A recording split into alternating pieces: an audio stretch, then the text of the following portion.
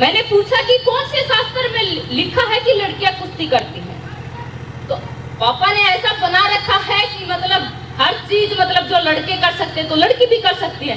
तो तुरंत से हमने जवाब दिया उनको कि कौन से शास्त्र में यह लिखा है कि लड़कियां कुश्ती नहीं कर सकती, आप बताइए हमें। 1-2 महीने के अंदर आई हूँ और मुझे तभी मुझे पता चलता है कि आज भी पेपर लीक हो गया है। जब पिछली बार आई थी तब भी पता चला कि 2 दिन पहले पेपर लीक हो गया। ये पेपर लीक कोई मुझे लगता है कि ऐसे लग रहा है कि हर रोज का मतलब नया, जैसे खाना खाते हैं वैसा है पेपर लीक का जो नाम सुनते आ रहे हैं। मेरे पापा कहते, जब लोग कहते थे कि क्या करवा रहा है, महावीर बावड़ा हो गया कि छोरियों से पहलवानी करवा रहा है। ये पहलवानी तो बोलो पुरुषों का गेम है, लड़कियों का गेम नहीं है। लेकिन मेरे पापा एक ही चीज कहते थे कि जो पैसा आप लोग अपनी लड़कियों के लिए इकट्ठा कर रहे हो कि बेटी की बड़ी होकर शादी करनी है, वो पैसा मैं आज अपनी बेटियों को कामयाब करने के लिए लगाऊंगा, ताकि जब वो एक दिन अपने पैरों पे खड़ी हो जाएंगी तो शादी अपने आप कर लेगी, मुझे जोड़ने की जरूरत नहीं है उनके लिए पैसे। और मेरे सामने बैठे मेरी सभी बहन जो मेरे सामने बैठी हैं और मेरे भाइयों को सबको मैं राम राम बोलना चाहूंगी। और राम राम शाह, राजस्थान में तो राम राम शाह ही बोलते हैं और हर नाम के आगे जी लगा के बोला जाता है। ये मैंने शिक्षा यहीं से प्राप्त की है। एक जानकारी के लिए मैं बता दूं कि नाना सीतानाथ के मेले में हर रोज हम दंगल, जब भी मतलब रामनवमी के ऊपर दंगल और जब वहाँ पे मेला लगता था तो हर साल हम वहाँ पे जाते और आज भी मैं जाती हूँ। लास्ट ईयर पे अगर पूछोगे तो मैं दंगल में वहाँ पे अभी भी जाती हूँ। और अब तो मैं खेलती नहीं, लेकिन सम्मानित के तौर पे बुलाया जाता है तो मैं वो नाना सीतानाथ की पावन धरा को और वीरों की भूमि को, झुंझुनू की वीरों की भूमि है, उनको मैं नमन करती हूँ। और जितनी बार नमन करूंगी मुझे उतनी बार ही प्राउड फील होगा और गर्व फील होगा। कि जब मैं पहली क्लास में जो मैं स्कूल में गई थी तो मैं जयपुर के अंदर ही गई थी। तो मैंने स्कूल में अगर कदम रखा था तो मेरे नानके में ही रखा था। तो मैं इसलिए भी क्योंकि मेरी माँ वहाँ से हैं और जयपुर में या झुंझुनू या राजस्थान में जब मैं आती हूँ तो यहाँ पे मेरे पिता के नाम से नहीं, मेरी माँ के नाम से मुझे जाना जाता है, इसलिए मैं और भी प्राउड फील करती हूँ। मुझे खुशी हो रही है कि इतनी मात्रा के अंदर और खासकर राजस्थान जैसे जिले में, जहाँ पे मैं हर रोज लड़कियों के बारे में अगर मैं अखबार में पढ़ती हूँ ना तो बस कह नहीं सकती, मतलब इतनी दुख इतनी पीड़ा होती है कि हर कोने में, राजस्थान का कोई कोना ऐसा नहीं बचा होगा जहाँ के लड़कियों के साथ रेप की घटनाएं ना आती हो, गैंग रेप की, आत्महत्या की, उनके मतलब हर रोज न्यूज़पेपर के अंदर जब मैं ये चीजें पढ़ती हूँ तो मतलब दिल दहलता नहीं, हर रोज एक आंसू के घूंट पीने पड़ते हैं कि क्या हो रहा है राजस्थान, कभी किसी कोने में कभी किसी कोने में। तो मैं एक चीज कहना चाहूंगी अपनी बहनों को कि बहनों आप लोग भी थोड़ा स्वतंत्र बनिए। स्वतंत्र का मतलब ये नहीं है कि हमें कपड़े पहनने की आजादी मिल गई है कि अब वेस्टर्न कपड़े डालने लग जाए। स्वतंत्र का मतलब ये नहीं है कि हमें घर से बाहर जाके घूमने की आजादी दी जाए। स्वतंत्र का मतलब है कि अपने पैरों पे खड़ा होना, आत्मनिर्भर बनना। मेरे पापा कहते, जब लोग कहते थे कि क्या करवा रहा है, महावीर बावड़ा हो गया कि छोरियों से पहलवानी करवा रहा है। ये पहलवानी तो बोलो पुरुषों का गेम है, लड़कियों का गेम नहीं है। लेकिन मेरे पापा एक ही चीज कहते थे कि जो पैसा आप लोग अपनी लड़कियों के लिए इकट्ठा कर रहे हो कि बेटी की बड़ी होकर शादी करनी है, वो पैसा मैं आज अपनी बेटियों को कामयाब करने के लिए लगाऊंगा, ताकि जब वो एक दिन अपने पैरों पे खड़ी हो जाएंगी तो शादी अपने आप कर लेगी, मुझे जोड़ने की जरूरत नहीं है उनके लिए पैसे। तो मैं आपके माता पिता को भी कहना चाहूंगी कि आप अपनी बेटियों को बोझ मत समझिए। आपकी बेटियां हैं वो आप लड़कों से ज्यादा आपको प्राउड फील करा सकती हैं। किसी भी क्षेत्र में आप जाके देखिए, आज हमारे देश की राष्ट्रपति महामहिम जो है द्रौपदी मुर्मू जी, देश की सर्वोच्च पद के ऊपर वो महिला बैठी है जिन्होंने अपने आप में अपने माता पिता को प्राउड फील करवाया और हम बहनों का नाम ऊंचा किया है। सोशल साइंस किसने पढ़ी है? मैं बहनों से पूछना चाहूंगी किसने पढ़ी है? सभी ने पढ़ी है। धीरे धीरे हाथ उठ रहा। मुझे पता है कि 10वीं 12वीं तक सब लोग पढ़ते हैं, हमने भी पढ़ी है। वो सिर्फ पढ़ने के लिए नहीं, वो आगे बढ़ने के लिए भी है। पता नहीं क्यों राजनीति के अंदर जब महिलाएं, जब राजनीति नाम आ जाता है तो अपने पैर पीछे क्यों करती है, मुझे नहीं पता। लेकिन जब ये चीजें पढ़ रहे हैं, जब उसको ग्राउंड पे नहीं उतारोगे तो पढ़ के उनको बस बैग में पैक करके रखना है क्या? बैग में पैक करके रखना है क्या? तो हर क्षेत्र जो पुरुषों के लिए बनाया है वो महिलाओं के लिए भी बना है। ये कहीं नहीं लिखा कि ये पुरुष कर सकते और ये महिला नहीं कर सकती। एक एग्जांपल दूंगी कि मैं राजस्थान के ही एक गांव में मैं दंगल लड़ने के लिए आई थी। वहां पार्टिकुलर नाम, जगह का नाम नहीं लूंगी, लेकिन बताना चाहती हूँ। और आज से मुझे लगता है कि 15-17 साल पहले की बात है, जब मैं दंगल खेलने आई। तब तो लड़कियां कुश्ती करती ही नहीं थी। तो दंगल में भाइयों के साथ आए, तो जो दंगल के जो ऑर्गेनाइजेशन थे उनसे हमने कहा कि मुझे कुश्ती लड़नी है। तो उन्होंने देखा कि लड़की है, बोले कौन से शास्त्र में लिखा है कि लड़कियां कुश्ती करती? तो थोड़ा सा एकदम मैं भी सहमगी कि मतलब ये क्या क्वेश्चन पूछ लिया। तो हमने कहा कि लड़की नहीं है तो लड़कों के साथ करा दीजिए। बोले छोरी बावली हो गई है क्या? मैंने पूछा कि कौन से शास्त्र में लिखा है कि लड़कियां कुश्ती करती हैं? तो पापा ने ऐसा बना रखा है कि मतलब हर चीज मतलब जो लड़के कर सकते हैं तो लड़की भी कर सकती है। तो तुरंत से हमने जवाब दिया उनको कि कौन से शास्त्र में ये लिखा है कि लड़कियां कुश्ती नहीं कर सकती। आप बताइए हमें। ये हम लोगों ने बस एक धारणा बना ली है, कहीं भी नहीं लिखा है कि लड़के ये कर सकते हैं और लड़की ये नहीं कर सकती। कि क्या वो संस्कार जो हमारे दादा दादी नाना नानी हमें दिया करते थे, क्या वो संस्कार आज हम अपने बच्चों को दे पा रहे हैं? नहीं दे पा रहे। संस्कार कहाँ से मिल रहे हैं आज? मोबाइल फोन से, गूगल से। छोटे छोटे बच्चे पूरे दिन खाना भी वो मोबाइल के बगैर नहीं खाते। तो संस्कार गूगल वाले आएंगे, माँ बाप वाले कैसे आएंगे? क्योंकि आज मैं एक बच्चे की माँ हूँ, इसलिए मैं सारी चीजें फील कर सकती हूँ। मुझे पता है कि उस बच्चे को बनाने के लिए मुझे एक एक क्षण उस बच्चे के साथ बिताना पड़ेगा। अपना जितना ज्यादा समय अपने बच्चे को दूंगी, अगर उसको मुझे अच्छा भविष्य देना है और एक अच्छा इंसान बनाना है, तो मुझे हर क्षण, हर कदम, हर पल उसके ऊपर नजर रखनी पड़ेगी और हर कदम पे उसको अच्छे बुरे का हमें फर्क दिखाना पड़ेगा और बताना पड़ेगा बेटा ये अच्छा है और ये बुरा है। और यहाँ पे बैठे मेरे एबीवीपी के बहन भाइयों से मैं कहूंगी कि आप भी ये संकल्प लेके जाएं कि आप अच्छे मार्ग पे चलेंगे, अपने बहन भाइयों के एक दूसरे के साथ कंधे से कंधा मिलाकर मेहनत करेंगे, एक दूसरे का साथ देंगे। कहीं भी कुछ अगर गलत हो रहा है तो उसका विरोध करेंगे और सिर्फ विरोध नहीं करेंगे, उसको ठीक कराने की भी कोशिश करेंगे। और ये मुझे विश्वास है कि एबीवीपी के जितने छात्र छात्रा यहाँ पे बैठे हैं ये प्राउडली कर सकते हैं, क्योंकि आप लोगों के अंदर ये क्षमता है। आप लोगों को ये भी सिखाया जाता है कि राष्ट्र प्रथम और हम अंतिम। यही वो सबसे बड़ी शिक्षा है। क्योंकि जब हम देश के लिए खेलने जाते थे तो मुझे पता है कि 130 करोड़ देशवासी जो हैं वो हम पे नजर रखते थे, और जब मेडल जीतते थे तो 130 करोड़ देशवासी वो प्राउड फील करते थे और आशीर्वाद देते थे। मैं अपनी नानी का एक किस्सा सुनाना चाहूंगी। कॉमनवेल्थ 2014 में ग्लासगो के अंदर मेरे पैर में चोट लग गई थी, मेरे गेम से, टूर्नामेंट से 2 दिन पहले, और इंजरी इतनी थी कि शायद मेरा खेल पाना मुश्किल था, क्योंकि डॉक्टर ने मुझे मना कर दिया।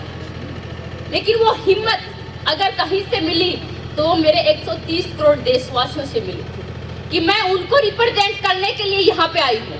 अगर मैं नहीं खेली तो मुझे पूरे जिंदगी भर मुझे पश्चाताप रहेगा कि काश अगर मैं खेल लेती तो ये होता, काश अगर मैं खेल पाती तो ये होता। तो मैं वो काश को नहीं छोड़ना चाहती, इसलिए मैं वहाँ पे खेली और खेल के वहाँ पे गोल्ड लेके आई।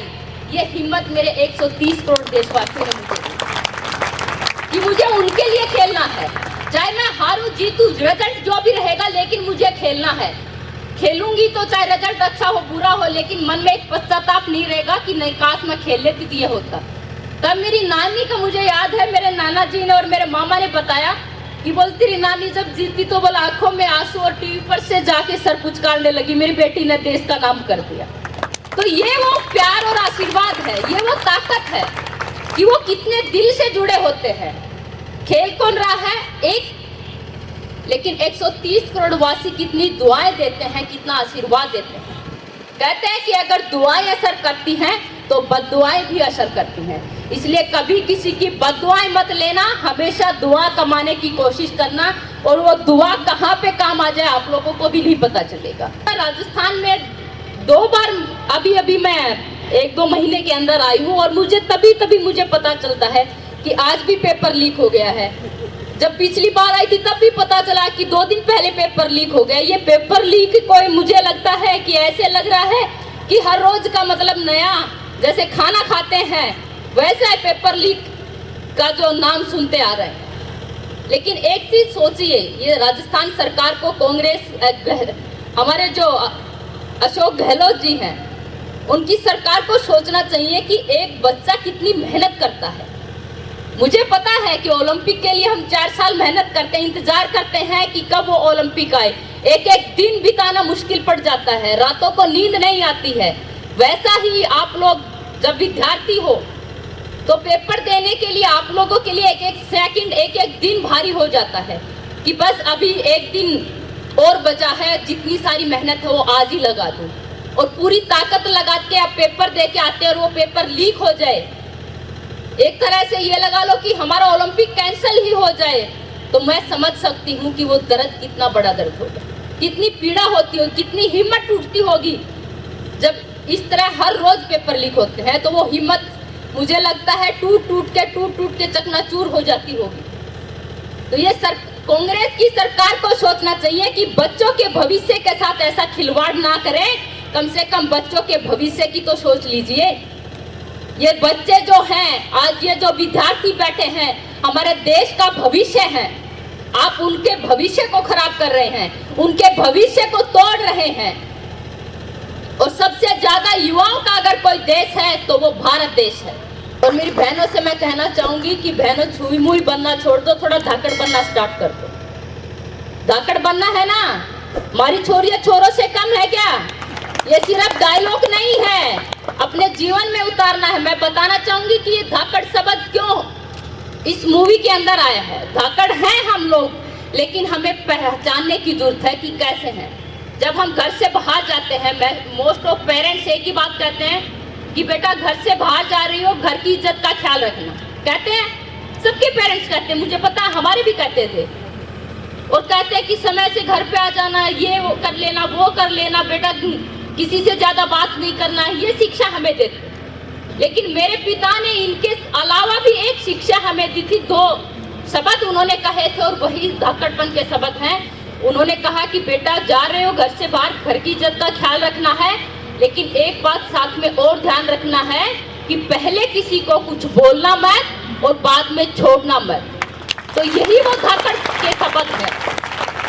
जब माँ बाप ये कह के भेजते ना बेटी को कि बेटी पहले किसी को कुछ बोलना मत और बाद में अगर किसी ने हाथ लगाया तो उसको छोड़ना मत, तो वो ताकत आपके अंदर आती है कि माँ बाप ने ऐसा बोला है तो हमारे अंदर वो ताकत है, हम 2 हाथ करके दिखा सकते हैं। और थोड़ी बहुत दंडवत पेल लिया करो, डोले सोले तुम भी बना लिया करो, अच्छी लगोगी। छुई मुई और ये सलीम बनने के चक्कर में है ना, सारी ताकत खोए बैठे हो। अगर थोड़ी बहुत दंड वंड लगाओगे तो मानसिक तंदुरुस्ती भी बढ़ती है शारीरिक तंदुरुस्ती के साथ। मैं इतनी शायद थी जैसे आप बहनें बैठी है ना, मेरे घर में अगर कोई मेहमान भी आ जाता था तो मैं छुप के जाके कमरे में आराम से, मैं ज्यादा किसी से घुलती मिलती नहीं थी और बोलना तो बहुत दूर की बात। मतलब एक बार क्या ऐसा समय कि घर पे मेहमान आ गए, पापा ने कहा बेटा पानी लेके आ जाओ। मैं पानी लेके आगे पापा के पास कम से कम 10-15 मिनट खड़ी रही। धीरे धीरे बोला शर्माते हुए, पापा पानी ले लो। तो उनमें से क्यों बातों में लगे थे, उन्होंने कहा कि भाई इतनी देर होगी बेटी को पानी लेके खड़े हुए। बोले बोली क्यों नहीं? मैंने कहा पापा बोली थी। तो मतलब इतनी शायद थी कि आवाज भी नहीं निकलती थी। लेकिन ये अगर ये धाकड़पना, अगर ये कॉन्फिडेंस आया है तो आप लोगों को बताना चाहूंगी ये मेरे सपोर्ट से आया है, ये कुश्ती ने मुझे दिया है। दुनियादारी मैंने अपनी आंखों से देखी है, मैंने सीखा है। मेरे माँ बाप का हर कदम पे साथ था, उनको हर कदम पे ये बताना कि बेटा ये सही है, ये गलत है। पेरेंट्स हमेशा आपके साथ नहीं रहेंगे, आपको खुद चूज करना पड़ेगा, आपको खुद आगे बढ़ना पड़ेगा। अगर मान लो कभी माँ बाप साथ में नहीं है और कोई हेल्प की जरूरत पड़गी, आपको कौन साथ देगा, कौन देगा? तो ऐसा इंडिपेंडेंट बनना है कि माँ बाप को हम उंगली पकड़ पकड़ के आगे ही नहीं बढ़ते जाएंगे, वो उंगली छोड़ के हमें अपने पैरों पे भी खड़ा होकर दिखाना है। वो माँ बाप का विश्वास जो है हम लोगों के ऊपर, वो विश्वास भी कायम रखना है, क्योंकि माँ बाप का विश्वास है, उसका विश्वास बहुत बड़ी ताकत होती है। उस विश्वास को तोड़ने से पहले हमें 1000 बार सोचना होगा कि पेरेंट्स ने अगर हमें मौका दिया है। एक चीज और बताना चाहूंगी कि आज हम जो कुछ हैं वो मेरे माँ बाप की बदौलत है, क्योंकि उन्होंने हमें मौका दिया। इतनी कितनी बहनें थी जिनके अंदर टैलेंट था, वो भी देश का नाम कमा सकती थी, लेकिन किसी को कोख में मार दिया गया, किसी को आगे बढ़ने का मौका नहीं दिया गया, इसलिए वो लोग पिछड़ गए। 2 नशे आज के दिन सबसे ज्यादा बढ़ रहे हैं। एक स्क्रीन टाइम नशा, जो मोबाइल के ऊपर हम सबसे ज्यादा समय लगाते हैं, और एक नशा है ड्रग्स का नशा, जो बच्चों को गिरफ्त में ले चुके हैं, उनकी मानसिक संतुलन के ऊपर जो है वो कब्जा करके बैठे हैं। हमें उस नशे से उन बच्चों को निकालना है। सबसे पहले शुरुआत अगर करेंगे हम खुद से और अपने परिवार से करेंगे। और मैं एबीवीपी के छात्र छात्राओं को मैं आज ये एक छोटा सा काम देके जाती हूँ कि आप लोग ये कर सकते हैं, मुझे विश्वास है, इसलिए मैं आपको एक काम देके जाती हूँ कि हमें खुद को बचाना है, अपने दोस्तों को भी बचाना है, अपने परिवार को भी उस नशे से बचाना है। ये जिम्मेवारी आप लोगों के नाम दे के जाती हूँ और मुझे विश्वास है कि आप लोग इस जिम्मेवारी को जरूर निभाएंगे। बहुत बड़ा दुर्भाग्य है हमारे राजस्थान का कि ऐसी सरकार जो आज बनी है कि वो शासन व्यवस्था को दुर्व्यवस्था बनाए हुए हैं, और उस का परिणाम जो है आज बच्चे जो है इतनी मेहनत करके उसका दुष्परिणाम जो है वो भुगत रहे हैं, क्योंकि उनमें गलती बच्चों की नहीं है, शिक्षकों की नहीं है, गलती है वो सरकार में बैठे जो अधिकारी हैं, सरकार में बैठे जितने भी भ्रष्ट जो ये कांग्रेस के जितने भी नेता हैं, वो सब लोग इसके जो ये पेपर लीक हो रहे हैं और इस दुर्व्यवस्था के अगर किसी का मैं कहूँगी, अगर उसका दुर्व्यवस्था का अगर किसी को श्रेय मैं दूंगी तो वो कांग्रेस की सरकार को मैं। रेसलर के तौर पे किस तरह देखते हैं आप इसे?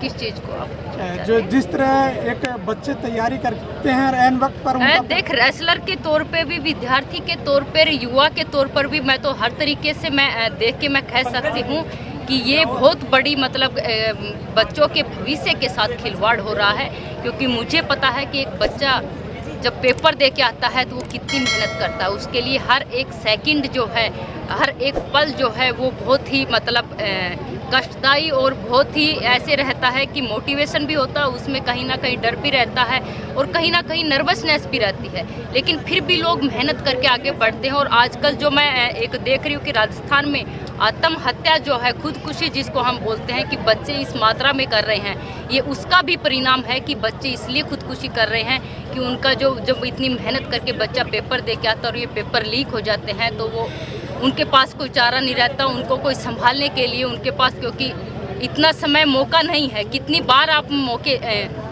बहुत कम मौके होते हैं एक बच्चे को आगे बढ़ने के लिए, और जब वो मौका उसको वो अवसर बनाना चाहते हैं और उस अवसर को तोड़ दिया जाए या ख़त्म कर दिया जाए तो उसके भविष्य के साथ बहुत बड़ा, और भविष्य नहीं बल्कि जीवन के साथ बहुत बड़ा खिलवाड़ होता है। जो युवा स्पोर्ट्स में अपना फ्यूचर तलाश रहे हैं उनको आपको टिप्स देना चाहिए? बिल्कुल देना चाहूँगी। जो भी युवा जो स्पोर्ट्स में आना चाहता है तो मैं उनका स्वागत करूँगी, क्योंकि स्पोर्ट्स एक ऐसी चीज़ है जिस तरह से आप पढ़ाई के लिए किताबें ज़रूरी हैं तो उतना ही स्वस्थ दिमाग के लिए स्वस्थ शरीर बहुत ज़रूरी है, क्योंकि कभी आपने सुना नहीं होगा कि बीमार शरीर के अंदर कभी स्वस्थ दिमाग होगा, ये कभी नहीं सुनेंगे। तो इसलिए शरीर का स्वस्थ रहना स्वस्थ दिमाग के लिए बहुत ज़रूरी है। बबीता जी की राजस्थान महासंघ के अध्यक्ष पर आरोप लगे हैं, हाँ, और उसके बाद में जो जांच कमेटी बनी उसकी आप सदस्य हैं। बिल्कुल तो देखिए, जांच कमेटी चल रही है और उसके ऊपर जांच हो रही है और निष्पक्ष जांच होगी, और खिलाड़ियों ने भी भरोसा जताया है, और भरोसा जता के ही खिलाड़ियों ने जो सरकार से मांगे की थी उसके साथ न्याय होगा, और सभी खिलाड़ियों को निष्पक्ष जांच के साथ और भरोसे के साथ सब चीज़ें चल रही हैं। मैम उसके बाद में जो रैंकिंग टूर्नामेंट होंगे अभी उसका भी बहिष्कार किया है, उसमें शामिल नहीं होंगे क्या पहलवान? देखिए वो तो सब खिलाड़ी देखिए हर कोई ये चाह रहा है कि उससे जो ये स्थिति थी उस स्थिति से बाहर निकल रहे हैं, और क्योंकि सबके लिए ही थोड़ा सा कष्टदायी और थोड़ा सा प्रेशर की चीज़ें थी, इस सब माहौल के अंदर एक खिलाड़ी के लिए उन पॉजिटिव एनर्जी देना, उनको पॉजिटिव एनवायरनमेंट देना हमारा सबका फ़र्ज बनता है कि उन सबको इन सब चीज़ों से निकाल के उनको जो उनका जो टारगेट है वो उस पर फोकस करें और उस पर मेहनत कर पाएँ। Thank you.